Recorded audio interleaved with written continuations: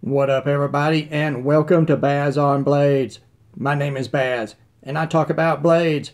And welcome to the Baz on Blades Broke Back Broken Skull review. That's right, we've got the broken skull in house today, and I'm still down with I don't even know what's wrong with my back. It's to the point where I'm gonna maybe have to go have some scans done on it. But good gracious, man. Anyway, that's why we're going to call this the Broke Back Broken Skull review for the Cold Steel Broken Skull. Take a look at this. Obviously, I have the blue version, and we'll get it out of the way.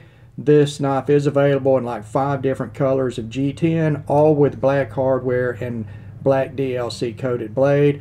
You've got the blue here, the standard OD, and then there's a tan or coyote brown. There's a pink and there's an orange. And you know what? Honestly, even the pink and the orange, they look good with this combination with the black hardware, guys. And of course, the guys that hate black hardware are going to hate this knife. And I'm sorry, you know, I can't do anything about that. There are no satin finish versions available, just the DLC coated. So let's, we'll set this bad boy down. And we will bring in the packaging. And of course, you see on the packaging, they've got the standard packaging for all of the broken skulls. And it shows the orange and black. And you know what? If I was going to use this knife out in the field, where I had any, low to ground growth, undergrowth, depending on the forest type or field type you're in, leaf bed or anything like that that I could drop my knife into and lose it, I would want that orange, guys. So that would be really good for that. Let's see here for this blue. This is what you get. All right. Steve Austin Broken Skull 4 and blah, blah, blah, BLU for blue. So you did see the Steve Austin. We're not going to do anything on the Steve Austin Broken Skull name or anything because, frankly, here at Baz on Blades, we don't care about what the name of a knife is, only how good the knife is, and this one's pretty doggone good, guys. So let's knock out the specs real quick. It is a full-size, lengthwise knife. You're at 4 1/8 of an inch for your blade length, and that's 10.5 centimeters. Blade stock thickness, 135 thousandths of an inch, or 3.43 millimeters. Your blade width, here at the peak of the clip here, is 1.05 inches or 26.75 millimeters. Handle length, 5 1/4 inches or about 13.5 centimeters. Handle thickness, look at this, guys. This thing is just 354 thousandths of an inch thick. And that's 9 millimeters, guys. It is very thin, okay? Keep that in mind. Your handle width at the widest point, which is up at the pivot, is 1.13 inches or 28.7 millimeters. Your closed width, again, with the handle and the peak of the clip on the blade, is 1.53 inches or 38.9 millimeters. So even though you've got a really pronounced peak on this clip, it is still narrow at just 1.5 inches and thin, guys. Very easy to carry for a 4 1/8 inch blade. Now your stop pin thickness, 137 thousandths of an inch or 3.49 millimeters. Behind the edge thickness on this fully flat ground, nearly 3.5 millimeter thick stock blade is, I hit it in 3 places, averaged it out, is about 23 thousandths of an inch or 0.56 to 0.58 millimeters. And that's about the same edge thickness that you would commonly see on a flat ground Spyderco paramilitary too. So a very good slicey but utilitarian, strong enough, thick enough edge for utility use. The handle to blade ratio is fantastic at 0.78. Again, anything over 0.7 is good. And the closer you get to 80% blade to handle ratio, the better it is, guys. And the weight on this guy, 3.1 ounces or 88 grams. Okay, this knife has got a 4 1/8 inch blade, guys. It's, how long did I say it was? 9 3/8 of an inch. I mean, that's almost 9.5 inches overall at 3.1 ounces. That's really good, guys.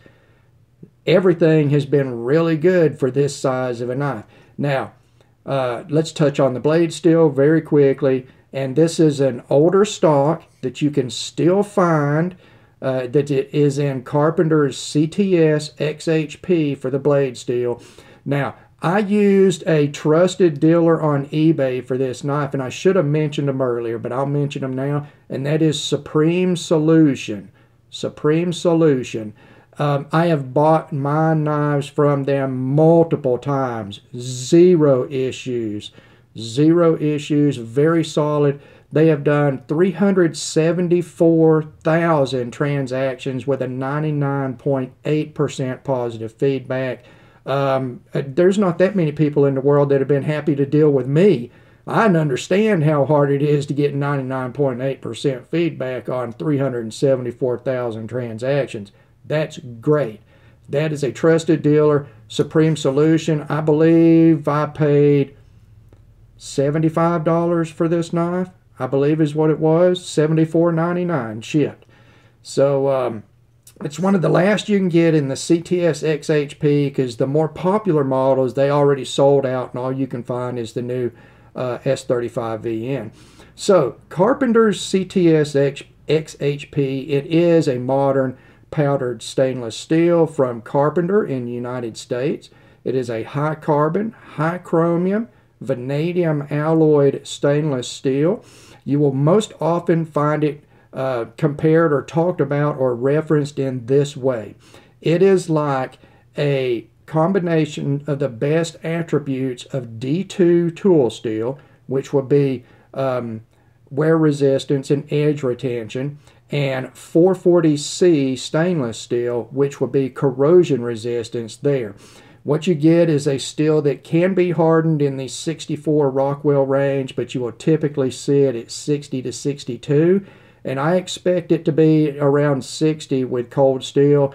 I think that they heat treat these higher end steels a little softer to add to the toughness. They want their knives to be tough, to be impact resistant. And just like D2, CTS X Hp can be a little chippy. So I believe, nobody has told me one way or another, but I would just about bet that this blade will be Rockwell at around 60 for just a little added toughness.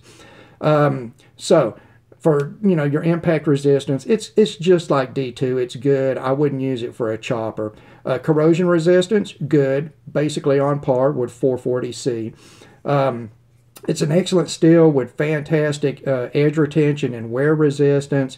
And, you know, you don't have to take care of it. Even the modicum of care you've got to give D2, you don't have to worry about here, because you've got the added chromium, the higher chromium content like 440C. So a very good steel, very popular with people. And if you want to get some remaining cold steel XHP, this is the model you need to get, guys. So let's take a look here. We've covered the blade material already. Handle material, this is a standard cold steel linerless G10 build. It's just like the Recon 1 and the Talwar folder. Both extremely tough. You do not have to worry about this build. This is a little thinner, so it would not be quite as strong as those thicker built models, but it's going to be super strong compared to anything that is a competitor for it. You know, you got this G10, it's over just your steel lock parts here and an aluminum, hard coat anodized aluminum backspacer, and then stainless bent pocket clip here and stainless small hardware, all with a black coating on them. Speaking of black coating, let's go back to the blade, because we didn't talk about the DLC coating. DLC, diamond-like carbon, is probably the hardest coating you can get. It actually fuses at the molecular level with the surface of the steel, and typically it will raise the hardness level of the surface of the steel. It's a very hard coating. You can see it is very thin. You can see grind lines through it. You can see fingerprints. It is not like a painted on thicker surface, guys. It is pretty much the surface of the steel now. Okay, so it's just like the surface of the steel, basically. It's not like there's actually a coat in there, even though it is, because they have fused together at that molecular level. Really, to scratch DLC, you've got to scratch through and scratch the steel underneath it. You know, a fairly heavy scratch, guys. So do not expect this to wear off quickly with cardboard cutting like the old black coating would. But it is going to show fingerprints, guys. There's just no way past that, because they did take that grind to a pretty high satin behind that coating there. All right. That does not transfer over to the black hardware. It is just the old black hardware, and it will scratch. The pocket clip will very quickly scratch around the edges and start looking used, and that's no big deal on a cold steel knife. The hard ano on the aluminum backspacer will eventually scratch through. You know, your screws will eventually get scratched up, but no big deal there. So let's go to fit and finish here. You know, I love this knife. I'm a little off track, guys. I'm just really distracted with my back right now. I'm sorry.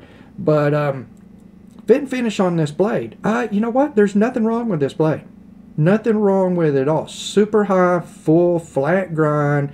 But they didn't take it down to like 19 thousandths. They left it at 22, 23 thousandths behind the edge.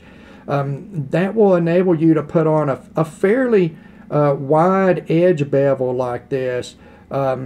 It's not so thick that it wouldn't make for a good slicer, but it is thick enough to where it's going to be a little tougher on the edge, and that is a balancing act. There's no way that you can get past just the physics, the steel characteristics once you grind down to a certain thinness.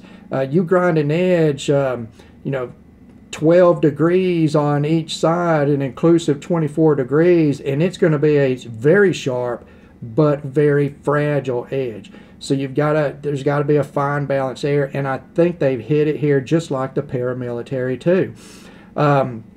Sharp plunge here. You do have a sharpening choil that does come out past the plunge, so you can sharpen it. The secondary grind on mine, at least, is a nice wide bevel. I see it's not perfect right down here next to the backside of the sharpening choil. I'll fix that if I ever resharpen this knife. It's just very well done, guys, fit and finish wise.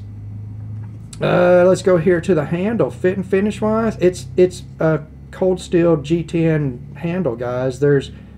I've never seen any issue on any of these knives. Really, this build type from Cold Steel is one of the most consistent in the cutlery manufacturing world, in my opinion. I've looked at literally hundreds and hundreds of different models built like this, and the fit and finish is just universally very good on them. I went through this knife, you know, thoroughly, guys, thoroughly disassembled and everything, and the fit and finish is good. Now let's go on to the action, and I'll tell you why I disassembled this. Let's knock that out first.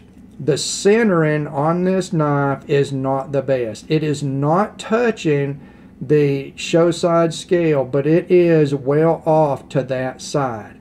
And I didn't like that. And before I go complaining to a manufacturer, you know, or trying to ship stuff back and everything, I look at it myself.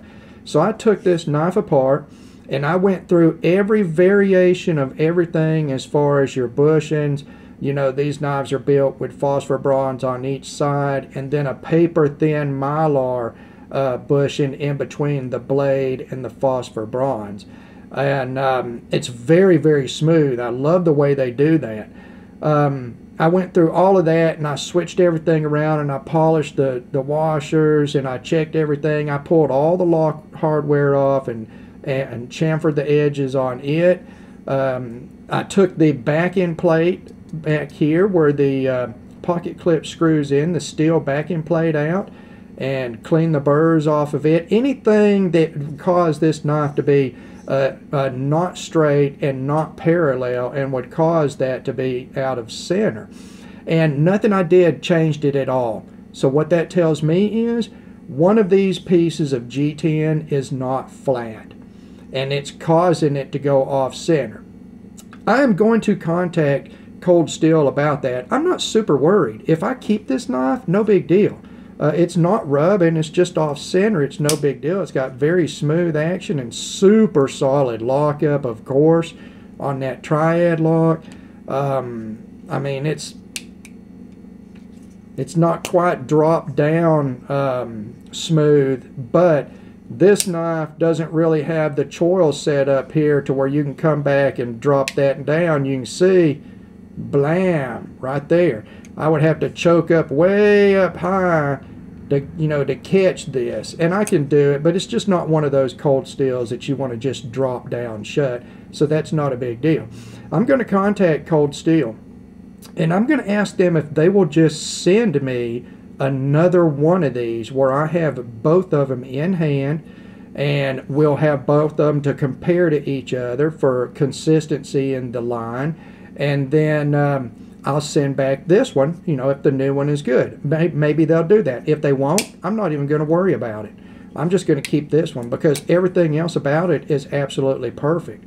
So as far as action goes, absolutely fantastic, guys. Smooth opening and closing. There's a fair amount of resistance on that triad lock, which there well should be. I never complain about how hard it is to press that lock.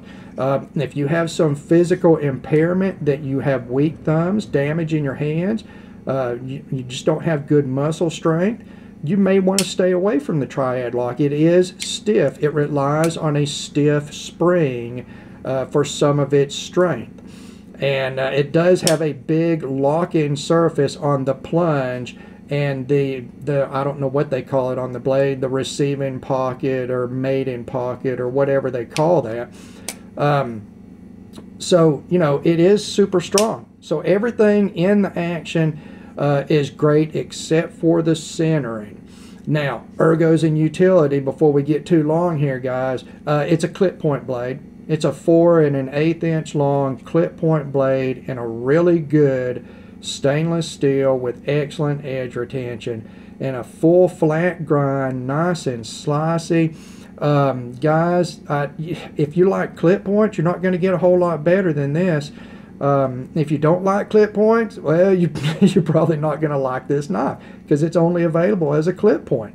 But this blade will do anything and you need a clip point blade to do. You've got some nice straight edge, a nice precise and compact belly here, a nice pointy point right here that instantly catches and pierces. You know, there's just nothing to not like about this blade.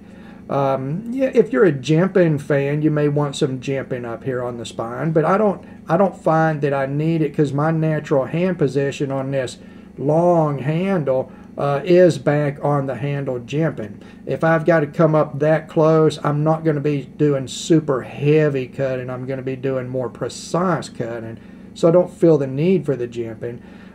In the handle, ergonomically, this handle is wide open, guys. It is long, it's narrow, it's thin. You can see that the pocket clip is parallel through the tip here, so and it's low, so you don't get a lot of intrusion in your grip, no hot spots there. If you have extra large hands, it may be a little thin and a little narrow for you. If you have small, medium, and large hands, this knife offers plenty of real estate. Yes, it is thin, but it's still enough there in the balance between the thickness and the width that it's comfortable to use. And those characteristics make it so easy to carry. It is so easy to carry, except for one thing. And that's that pocket clip, guys. It's a very low profile. It fits in within the design language of the knife, and it is comfortable in the grip. But a very low profile pocket clip does come with some negativity to it. It's going to be more sensitive to material thickness on your pants.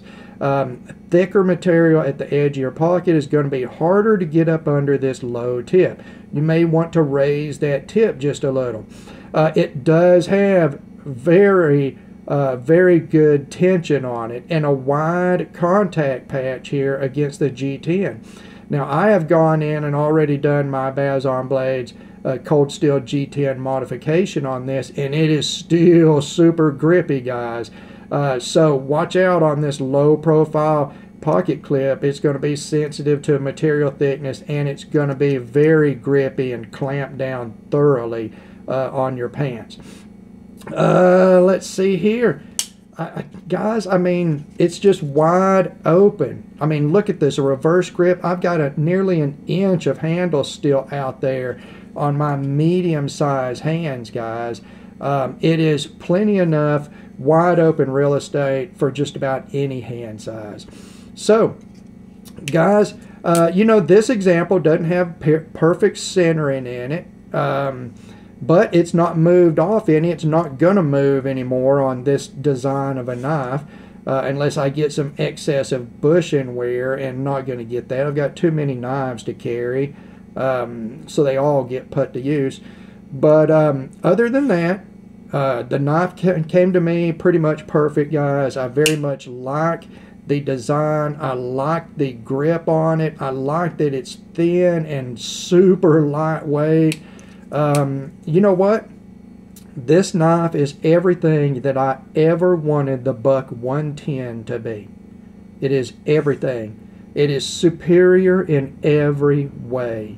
It gives you the size, the cutting length and ability that the 110 has, and even more. It gives you a better blade steel. It gives you that full flat grind on that clip point, guys. It is just awesome. It's thinner. It's damn sure lighter. I mean, you could put 3 of these into one Buck 110 just about. You know, it's a fantastic modern clip point lock back folder, except just better in every way. Again, those of you with extra large hands might find it a little narrow and a little thin. You need to put hands on first. And then the pocket clip is sensitive to material thickness, and it has a very firm tension on it, guys. If you feel like you need to raise the tip of that pocket clip up a little bit, and you need to relieve some firmness on this, some of the spring tension on it, you can do that yourself, guys. But I would rather have it too firm and too grippy to start out.